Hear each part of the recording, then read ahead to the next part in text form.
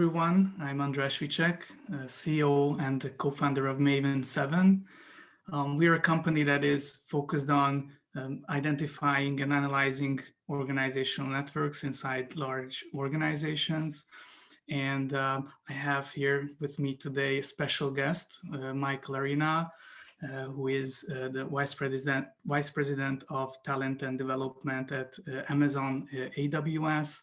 And he's I think one of the true experts in adaptiveness and agility in organizations. He's the author of the book called Adaptive Space, which I would recommend to anyone who is interested in how you can positively disrupt an organization in these turbulent times that we're in, and we will be over the years to come as well. And I don't want to rob that much time from the audience, so I would, immediately, ask Michael, because you know that I'm a true fan of your work, and I'm really interested in what your thinking is around what's happening nowadays with in terms of innovation, in terms of productivity, in terms of engagement in organizations with all the disruption that COVID has brought us, and how does adaptive space, come into the picture with that? What is the role of informal networks in this new setup, and how would you say all of this applies to your model of innovation? Yeah. First off, thank you. Thrilled to be here. Always enjoy our conversations, and looking forward to this one. I don't know, when I wrote Adaptive Space, and the research around adaptive space is really predicated on, we live in this era of disruption. You as an organization are either disrupting or being disrupted at any point in time. And some organizations have figured out how to adapt. Some organizations have figured out how they can respond to market signal, how they can, take advantage of some technology change or whatever it might be. That is, sort of the core disruptor for their industry or their business, and they've figured out how to respond to it and how to adapt to it. So I was, for the last decade of my life plus, I've just been intrigued by why is it that some companies have figured out how to do this and others haven't. And the answer is, and I think where our paths crossed, is it's social. The answer is, at least a core part of the answer that we found through some pretty rigorous academic research, is that it really has to do with network configurations and arrangements, and how information is taken into an organization, processed, leveraged, and how people rally around that through different social arrangements. Fast forwarding to the crazy times that we live in now, I don't think it's ever been more true that companies are being disrupted. Now, it's a different issue that's disrupting us today, and it's uniform, like we've all been disrupted at the same point in time, but the same muscles necessary to respond and react to an external disruption that's unique to your industry versus something like a pandemic, those same muscles play true. And there are lots of companies that didn't miss a beat during, sort of the virtual work grand experiment that some of us are still very much in the midst of. There are some companies that didn't miss a beat and just simply pivoted, responded and reacted in such a way that they were able to do what was best for their customers almost immediately. And there were others that I think we've all responded rather well during these times, but there were others where that was prolonged. And it's taken longer, and in some cases they still haven't gotten there. So I think that being adaptive as an organization has never been more important, and I think this grand experiment that we've all gone through, it should have proven that out. And in many ways, adaptive space is more important today than it was, when the book was written, and as the book was written, which was focused on different topics and different disruptors. Yes, and maybe if possible, if you can just take us through very briefly about the model itself, about adaptive space, what are the main phases of the innovation, and what are these key roles, network roles that are important for innovation. And then obviously it would be interesting to see how all of this is changing with the remote and the hybrid setup as well. Yeah, for sure. Thanks. So the concept of adaptive space, we actually discovered it by mistake, which is, I think, I'm very proud of that these days. It wasn't what we were looking for. We thought maybe there was a new form of leadership that can help organizations be more agile, more adaptive. What we discovered, and I can best represent it through a story.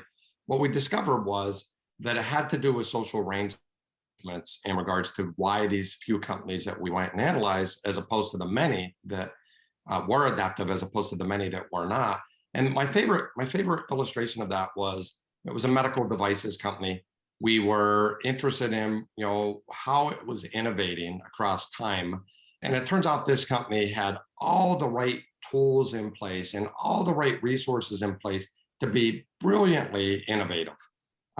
Design thinking components, great R&D organization, did rapid prototyping, had all these labs, it was centralized, it was all these things, but it had a commercial hit rate of 0 across a 3-year time frame. So as every company, like if you aren't successful, it will be broken apart if it's not successful across a time period. So that's exactly what had happened with this company, that they basically dissolved that group. The good news for us was the people were still super talented. So they pushed the people to different parts of the organization, and almost immediately after the organization was decentralized, those very same innovations that were conceived of centrally started to pop all across the organization. And the only thing that had really changed was the influencing point. These people were no longer central, but now they're diffused down across the organization. Discovered this by mistake, by telling stories and hearing stories. We had the network diagram where we were actually look at this pre-post, and that led us down to this path of there are different network positions that are essential to innovation. The best way to think about this is, there are different social arrangements. There are times where you need to be discovering. That requires brokers, which are bridge people. There are times where you need to be building, developing an idea into a minimum viable product. That requires central connectors who are really cohesive in small teams. At Amazon, we call them 2 pizza teams. And then there are times where you need to take those ideas and diffuse them back on across the organization, much like the story I just told you. That's where brokers come back into play, and they're really good at scaling innovation. So unfortunately, the way innovation literature has been written in the past is it hasn't really talked about, it really focuses on the idea and not the fact that one arrangement will help you to get one part of the innovation curve, but it's exactly the opposite set of arrangements to get to the next set, which is again, the inverse of what you need to do. So that's adaptive space at its core. And it plays itself out very interestingly in this virtual world that we live in today. Yes, I really love, the whole concept of how you bring together phases of innovation and yeah, what are the sort of social, patterns of collaboration and communication that is needed in these different phases, and how you can make the transition to the other phases. And I guess the next question really comes up: what will happen when people, most of or the organizations, might move to either hybrid work environment or virtual, totally virtual, remote work? What's going to happen? Yeah, I'm an optimist by nature. And I actually think that we have probably fast forwarded the future work 10 years in this last year, in a positive way, Now, I think, these next, we'll call it next, 18 months are going to be interesting times for most organizations, because, there's going to be a little bit of, we want to go back to the way things were. There's going to be a little bit of the human beings want to do something different, and sort of this trial and error period of, us trying to figure out, how do we innovate? How do we continue to produce? But I think generally what we found, this is my research on this topic, and in partnership with many organizations, not just Amazon, is that what we found immediately, almost surprisingly to us, was we can be incredibly productive in the virtual world. Almost universally, at least those knowledge workers. Obviously, if you work on a physical site and if you've got to be in person, it's a more sort of manually driven job. This is different. So this is the core caveat. But at least for professional knowledge workers, we've generally seen an improvement in productivity. That improvement has ranged anywhere from 5% to as much as 30 or even up to 40%. And I would argue and have some data to substantiate this. One of the reasons for that is we produce in small cohesive teams very, very well. Sandy Pentland's work up at the MIT Media Lab says that teams that are really cohesive with each other are really able to make decisions 20 times faster than teams that are diffused. So these teams working in a virtual environment already had strong, cohesive social capital build up that enabled them to produce in the early days really, really fast. The challenge is, will you be able to sustain that across time, number one? And number two, almost immediately what we saw was an erosion in innovation. And the best way to think about this is those same bridge connections or brokers that we talked about a few moments ago, almost within the first 3 months, we saw a radical drop off, almost a straight drop off the cliff with bridge connections across teams, about a 20 to 30% drop off almost immediately, and what that does is that cuts down idea generation, and we know this, the research says, Ron Burt's research from University of Chicago, even pre-COVID, said that these relationships, these bridge connections are super fragile. And his research suggests that 9 out of 10 of them erode in the first year after they are constructed. And I think that's exactly what we saw, only even more pronounced in the midst of working virtually. And I think what we've seen is the front end and back end of innovation has become more challenging for us. Getting new ideas, generating new ideas, and then getting those ideas diffused, scaled, and launched, just like that medical devices company I mentioned before, is super challenging when you don't have these bridge connections. So that's all a long-winded response to say, and by the way, the same cohesive relationships it takes to be productive are super beneficial to build a new product as well. So we all actually saw an improvement in the development process early on. But I think what's happened is, as we've stayed in this environment now for over a year, what happens is new team members join a team. Some people resign and leave.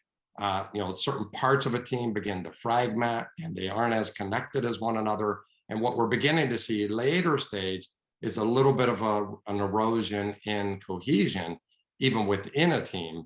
So those were all long-winded responses to say this to you, Andreas.